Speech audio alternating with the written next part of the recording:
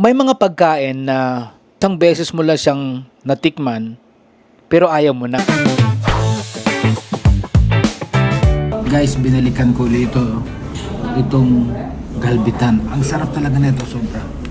Sobra ang sarap dito sa beef na to. Para siya kasing bulalo. At may pagkain naman na hinahanap-hanap mo, katulad nitong galbitang soup.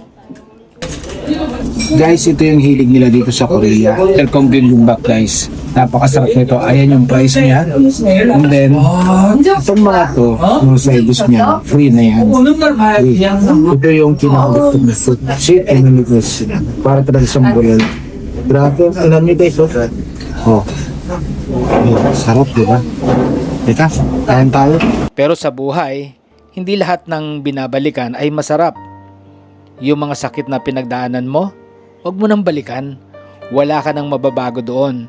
Mas mahalaga ang hinaharap kasi doon pa lang mas marami pang magandang mangyayari. Doon, pwede kang makaahon sa madilim mong nakaraan. Kung gusto mo pa ng mga kwentong may biyahe, aral at konting hugot na may kasamang tawa, para sa iyo ang vlog na ito. Click follow for more. Bye!